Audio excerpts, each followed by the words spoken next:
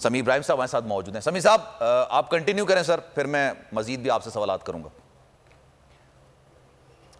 जी, मैं अजान की वजह से मैं खामोश हो गया था क्योंकि बिल्कुल नज़दीकी मस्जिद है सर।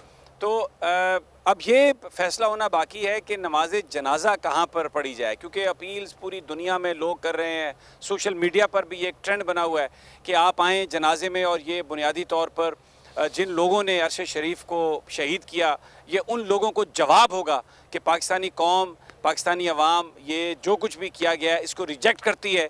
और जिस मकसद के लिए अरश शरीफ जंग लड़ रहा था, हकीकी आज़ादियों की जो जद्दोजहद थी कि यहाँ पर हकीकी उन जो हकीकी नुमाइंदे हैं पाकिस्तान का, उनका किरदार हो, और हर जो इदारा है, हर जो पाकिस्तान का जो रियासत का सतून है, वो अपनी अपनी हदूद में रहकर काम करे। तो ये एक उनका जो जिसके लिए ये सारा कुछ हुआ, तो अब इसलिए इस पर अभी बहस चल रही है। शाम तक फैमिली इसका फ़ैसला कर लेगी, इसका भी फिर अनाउंस कर दिया जाएगा। लेकिन अभी मेरी उनकी वालदा से बात हो रही थी। अच्छा। तो एक ही बात वो कह रही थी, बड़ी बहादुर खातून है, बहुत निडर खातून है, बेशक सर, कि मेरा जो बच्चा है उसकी जो बरियल है, उसकी जो तदफीन है, वो मेरे बच्चे के शान शायान हो, और उसमें कोई कमी ना रह जाए।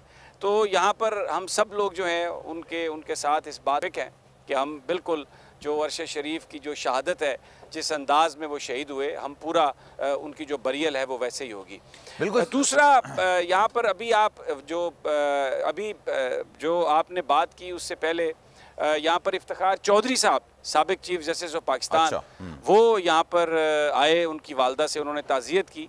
जैसे कीनिया का अखबार ये लिख रहा है कि शायद कभी भी वो वक्त नहीं आएगा कि कोई ऐसी तहकीकात हो सकें कि अरश शरीफ के साथ जो हुआ उसका पता चल सके। इसका मतलब है कि उनके अदारे बहुत ही फिर कमज़ोर हैं।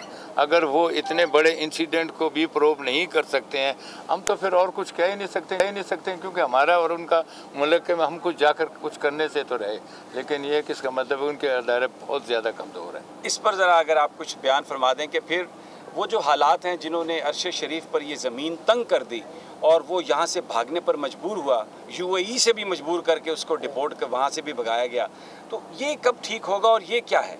नहीं, ज़रा थोड़ा सा इसमें मेरी एक रिजर्वेशन ये है, देखो ऐसी सिचुएशन तो हमने भी फेस की थी, लेकिन मुल्क नहीं छोड़ा था। उसकी वजह ये है कि अगर हम प्रेशर में आकर ये काम करेंगे ना, तो फिर हर तीसरा आदमी, आप भी समी साहब, बाहर ही जाएंगे किस दिन। ये ज़रा पता नहीं किन हालात में वो गया है। ये अपना मुल्क है, ये अपनी ज़मीन है, अगर जान देनी है यहीं पर देनी है, उसके अलावा कहीं जाना नहीं है। तो उन्होंने खत भी लिखा एक चीफ जस्टिस, हाँ, उस पर अमल होना चाहिए। सदर साहब को उनकी मदर ने भी मुझे बताया, पूरी बताया, और फिर देखें वो जो उनके उन पर अमल होना चाहिए था। अगर वो खुद नहीं कर सकते थे, वो किसी सबॉर्डिनेट को मार्क कर देते, IG को कर देते, उस पर अमल होना चाहिए था। लेकिन मैं एक बात का, मैंने जैसे कहा ना, ये वतन अपना है, इधर जो है ना जान देनी कबूल है, जाना नहीं है इस मुल्क से।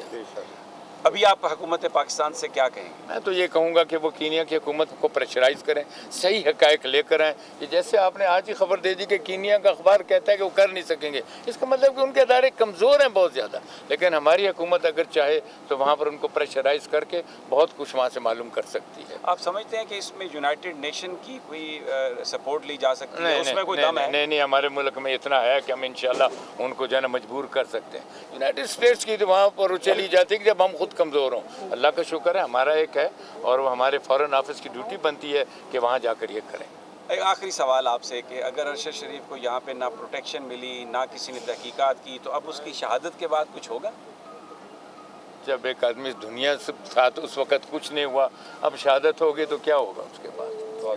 खताब बंदियाल साहब के लिए कोई मैसेज देंगे आप मौजूदा सिचुएशन में अरशद शरीफ साहब के? नहीं, उसको लेटर दे दिया गया था।